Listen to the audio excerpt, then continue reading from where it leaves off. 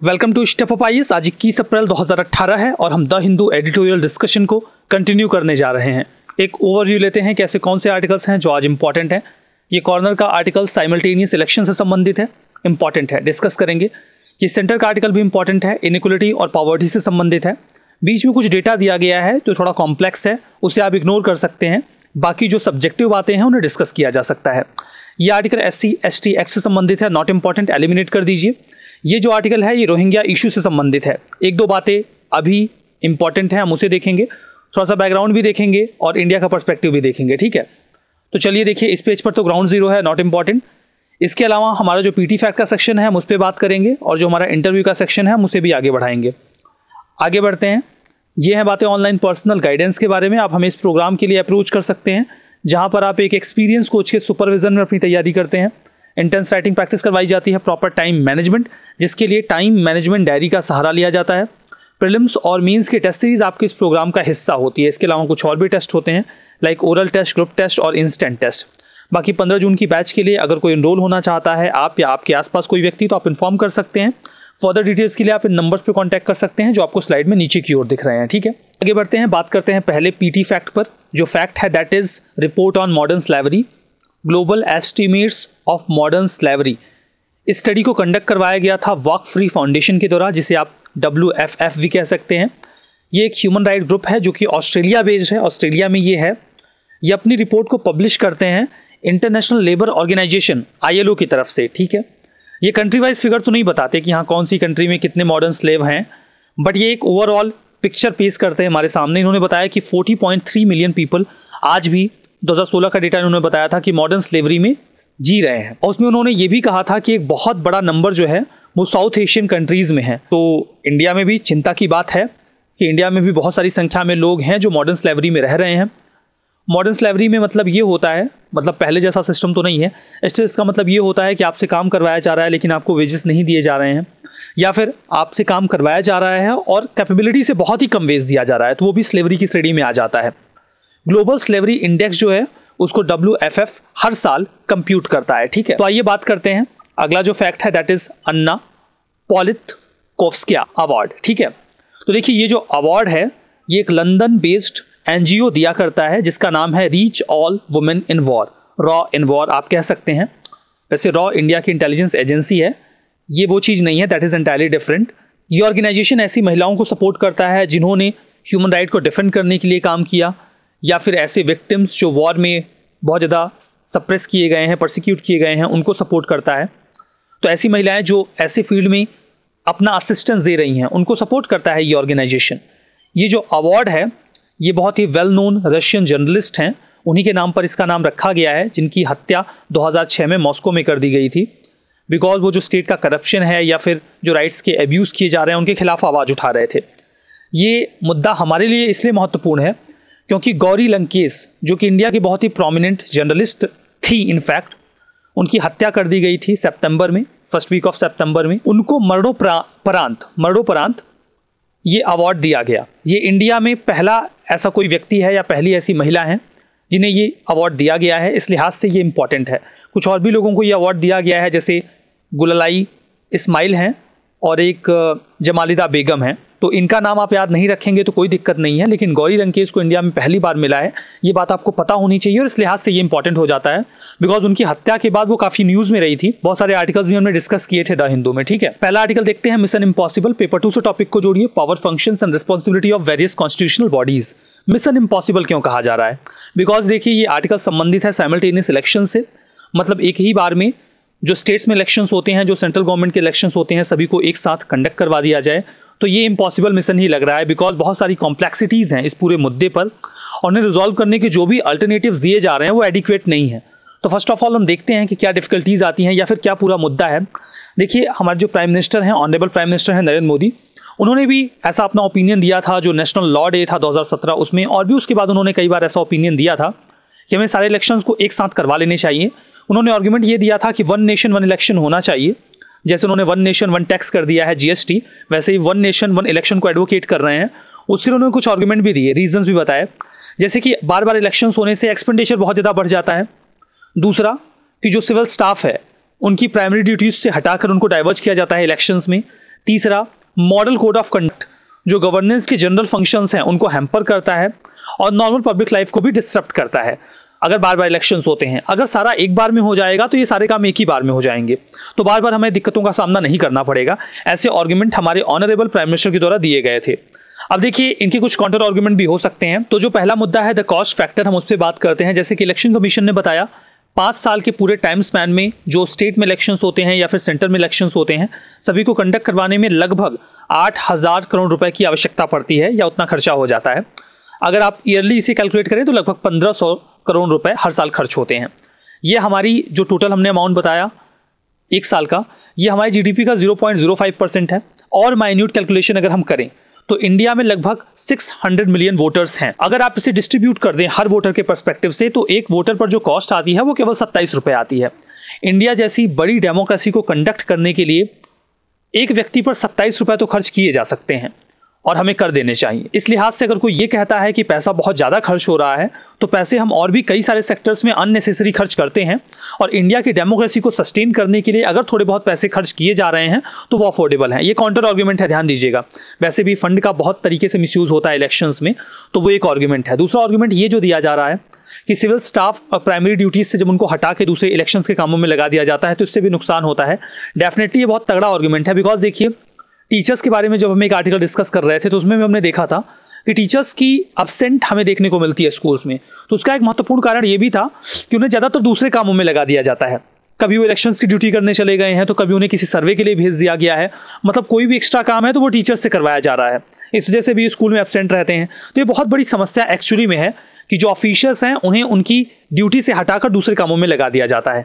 लेकिन आर्टिकल इसका counter argument भी देते हुए ये कहता है, ये पहले के पॉइंट्स हम डिस्कस कर रहे हैं, कि ऐसा केवल साल में 2 बार किया जाता है। मतलब आप एक एवरेज लोगे तो साल में 2 बार उन्हें उनकी ड्यूटी से हटाकर किसी और काम में लगाया जाता है। तो इतना तो किया जा सकता है, कोई बहुत बड़ी बात नहीं है। तीसरी बात यह है कि कोड ऑफ कंडक्ट जो पोल्स के समय पर लगाया जाता है बार बार, उससे जो नॉर्मल गवर्नेंस का सिस्टम है वो हैम्पर हो जाता है। तो आर्टिकल इसका भी काउंटर आर्गुमेंट देता है। ये कहता है कि अगर कोड ऑफ कंडक्ट को लगाने से जो नॉर्मल गवर्नेंस है वो हैम्पर हो रहा है, तो आप कोड ऑफ कंडक्ट में सुधार करिए ना। आप इलेक्शंस पर क्यों फोकस कर रहे हैं? इलेक्शंस का कोड ऑफ कंडक्ट से कुछ लेना देना है नहीं। Code of conduct basically elections के पहले लगाए जाते हैं, ये बात सही है।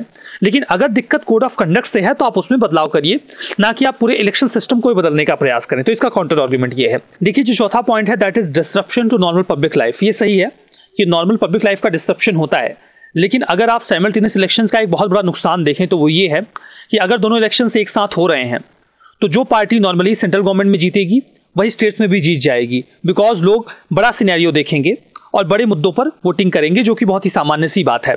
तो हमें 2 में से एक चीज को चुनना होगा। या तो फिर हम जो स्टेट्स की ऑटोनॉमी है या फिर जो लोकल इश्यूज हैं उनको महत्व दे लें, उनको तवज्जो दे लें, या फिर हम नॉर्मल पब्लिक लाइफ की चिंता कर लें। तो हमें लगता है कि हमें अपनी डेमोक्रेसी और फेडरलिज्म को बचाने की ज़्यादा आवश्यकता है। तो इसलिए हम इस पॉइंट को इग्नोर कर सकते हैं। तो 4 आर्गुमेंट और उसके काउंटर आर्गुमेंट हमने यहाँ पर डिस्कस किए। देखिए, आर्टिकल पे चलते हैं। लॉ कमीशन को ये बात कही गई थी कि आप थोड़ा एनालाइज करिए कि क्या भारत में साइमल्टेनियस इलेक्शंस किए जा सकते हैं। उन्होंने काफ़ी सारा एनालिसिस किया, उसके बाद उन्होंने कुछ अपना ओपिनियन रखा। उन्होंने ये कहा कि देखिए, किया जा सकता है, ऐसी कोई बहुत बड़ी बात नहीं है, हम साइमल्टेनियस इलेक्शन कंडक्ट करवा सकते हैं। इसके लिए उन्होंने 3 पेज की समरी भी बना ली है, तैयार कर लिया। उन्होंने इन्फॉर्म किया, ड्राफ्ट तैयार किया। उन्होंने बोला कि पहले हम पब्लिक से उनका ओपिनियन लेंगे, उसके बाद हम ये ड्राफ्ट जो है वो सरकार को सौंप देंगे।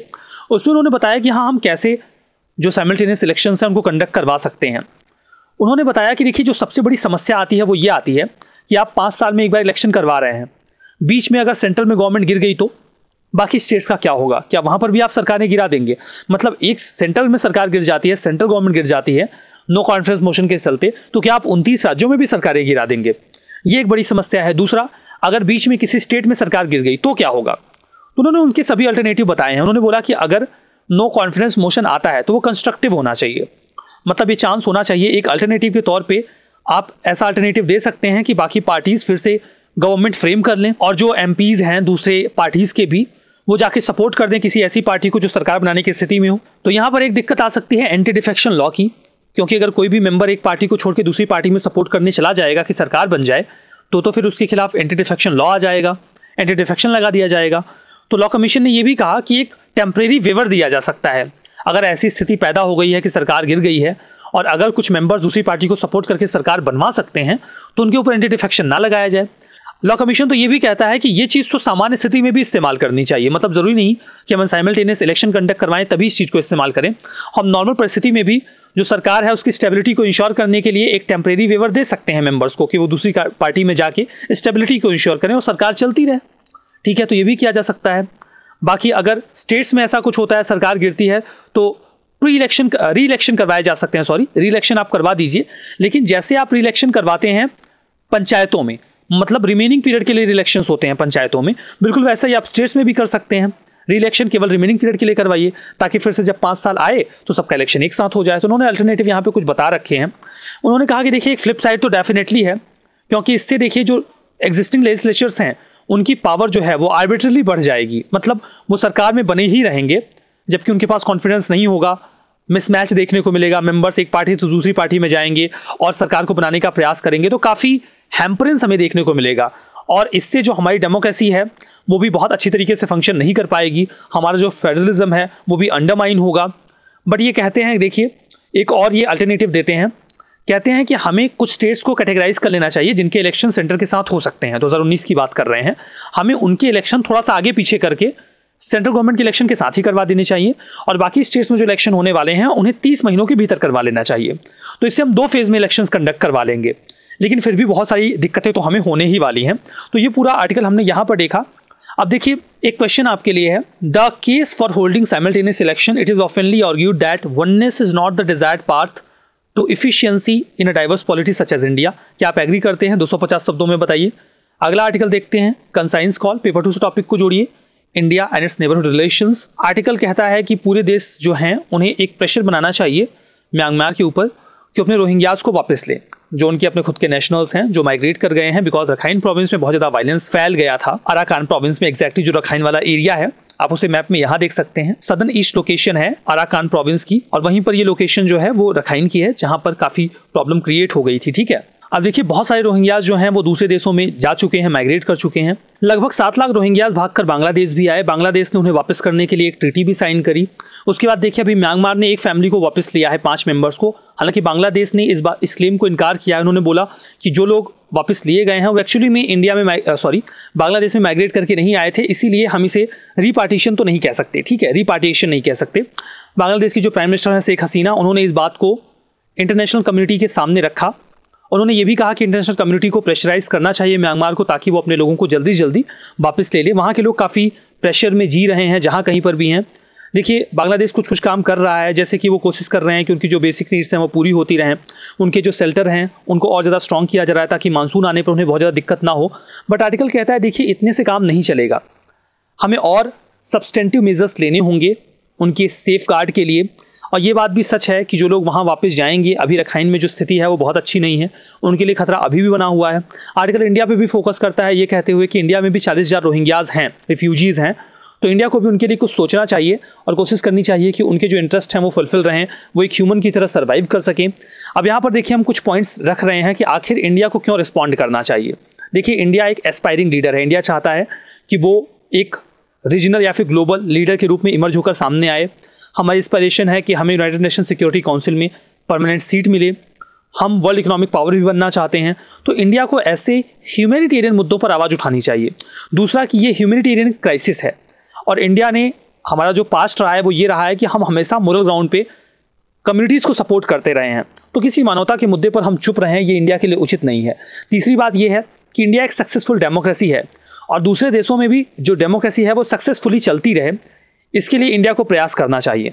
चौथी बात है कि रीजन की स्टेबिलिटी के लिए भी बहुत ज़रूरी है। देखिए जब अराकान प्रोविंस में दिक्कत आती है तो जो हमारा नॉर्थ ईस्ट का हिस्सा है वो भी वल्नरेबल हो जाता है। तो हमें अपने खुद के हिस्से की सिक्योरिटी के लिए भी प्रयास करना चाहिए कि म्यांमार में पीस बनी रहे। पांचवी बात कि जो म्यांमार की वो लोकेशंस हैं, जब वहाँ पर इंस्टेबिलिटी रहती है तो वो टेररिस्ट के रिक्रूटमेंट के लिए ग्राउंड तैयार कर लेते हैं, इसलिए भी ज़रूरी है कि वहाँ पर पीस बनी रहे। और छठवां, इंडिया की हमेशा से नेबरहुड फर्स्ट की पॉलिसी रही है, तो इंडिया को कोशिश करनी चाहिए कि हमारे जो नेबरहुड की कंट्रीज़ हैं वो अच्छे से काम करें अपना, ठीक है। इसलिए इंडिया को रिस्पॉन्ड करना चाहिए।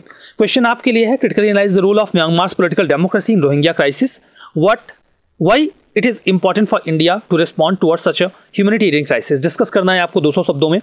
अगला आर्टिकल देखते हैं, prosperity in the 21st century, paper 2 से टॉपिक को जोड़िए पॉवर्टी एंड हंगर वाले सेक्शन से। आगे बढ़ते हैं। फर्स्ट ऑफ ऑल तो आप ये जान लीजिए कि गिनी कोफिशिएंट क्या होता है।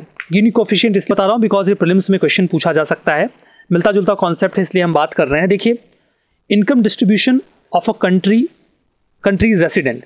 गिनी कोफिशिएंट ये बताता है कि जो इनकम का डिस्ट्रीब्यूशन है एक कंट्री में लोगों के पास वो कैसा है, इवन है, अनइवन है, इनइक्वालिटी कितनी ज्यादा है। देखिए, एक इटालियन स्टैटिस्टिशियन थे और वो सोशियोलॉजिस्ट भी थे, नाम था कोराडो गिनी, उन्होंने इसे डेवलप किया था। इसमें देखिए ये पता चलता है, इसमें 0 से 1 के बीच में मेजरमेंट किया जाता है इनइक्वालिटी का। अगर 0 है इसका मतलब है कि परफेक्ट इक्वलिटी है, 1 है इसका मतलब है कि परफेक्ट इनइक्वालिटी है। एक्चुअली में ना तो परफेक्ट इक्वलिटी होती है और ना ही परफेक्ट इनइक्वालिटी होती है। तो जो गिनी कोफिशिएंट है वो 0 से 1 के बीच में ही रहता है। अब देखिए, अगर 45 डिग्री लाइन बन रही है इसका मतलब है कि परफेक्ट इक्वलिटी है। आप यहाँ ग्राफ में देखेंगे अच्छे समझ में आएगा। ये 45 डिग्री लाइन है। यहाँ पर देखिए, इसका मतलब ये है कि यहाँ पर देखिए 50 है, 50% लोगों के पास कंट्री की 50% वेल्थ है, मतलब परफेक्ट इक्वलिटी है। लेकिन यहाँ पर देखिए, जब इसका एक राइट वर्ड कर्व बनता है, मतलब ये कर्व जितना ज्यादा राइट वर्ड होगा इनइक्वलिटी उतनी ज्यादा होगी। ठीक है, इसका मतलब यहाँ पर ये निकल रहा है कि इस कंट्री की जो 60% वेल्थ है, आप इसे यहाँ पर देखिए ये कहाँ पर आकर मिल रहा है, ये यहाँ पर पॉइंट बना रहा है। अगर आप इसे नीचे देखें तो मतलब उस कंट्री की जो 82% वेल्थ है वो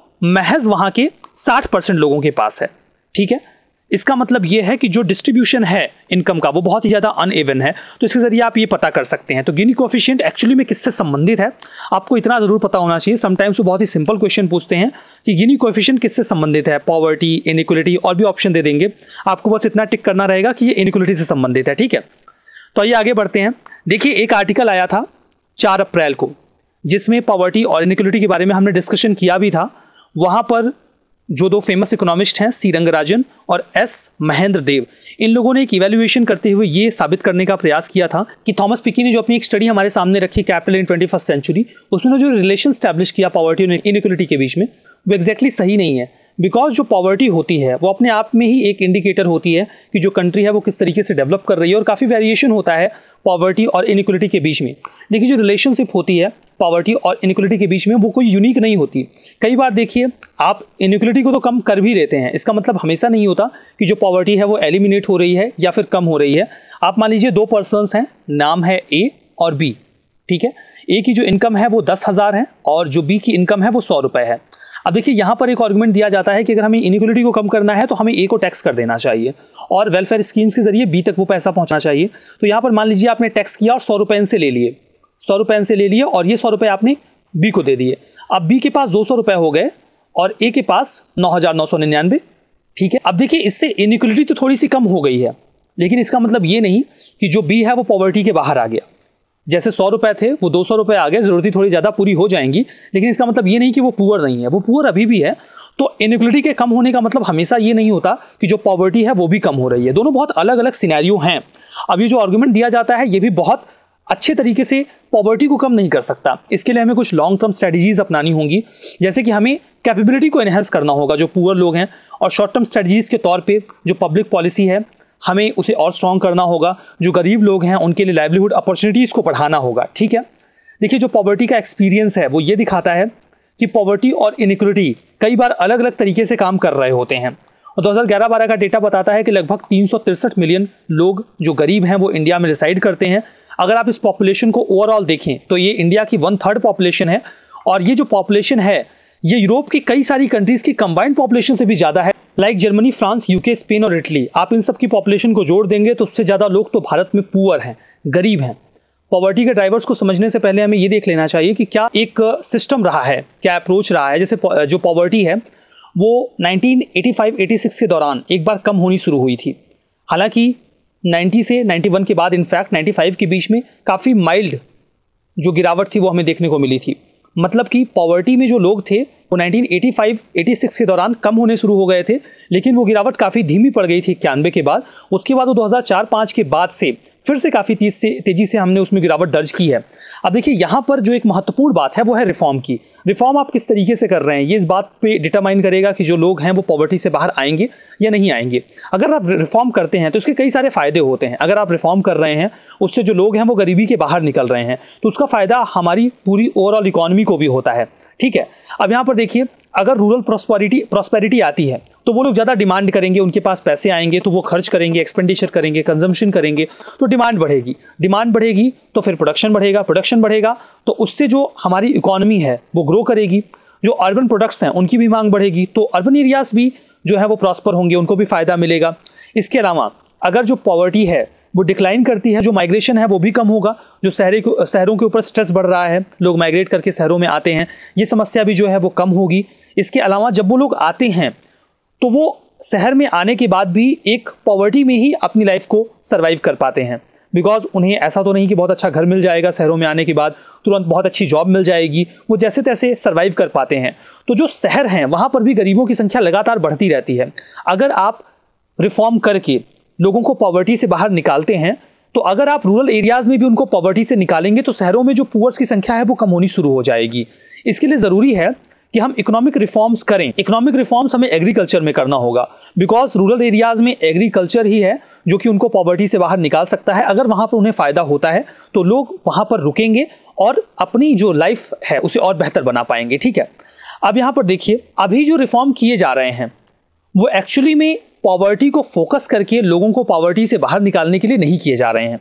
अलग अलग तरीके से सेक्टर स्पेसिफिक पब्लिक पॉलिसी अपनाई जाती है, रिफॉर्म किया जाता है, उसी का थोड़ा बहुत फायदा जो है वो एग्रीकल्चर के सेक्टर में भी पहुंच जाता है, या फिर उसी का थोड़ा बहुत फायदा मिलता है और लोग पॉवर्टी से बाहर निकल आते हैं। बट उनको पॉवर्टी को फोकस करके रिफॉर्म्स नहीं किए जा रहे हैं, और ऐसे रिफॉर्म को हम पॉवर्टी से बाहर निकालने के रिफॉर्म कह भी नहीं सकते, क्योंकि जब तक आप पॉवर्टी पे फोकस करके रिफॉर्म नहीं करेंगे तब तक हम ये कैसे कह सकते हैं कि आप लोगों को पॉवर्टी से निकालने का प्रयास कर रहे हैं। इनडायरेक्ट इंपैक्ट पड़ रहा है, वो पॉजिटिवली हम उसे ले सकते हैं, इसमें कहीं कोई दिक्कत नहीं है।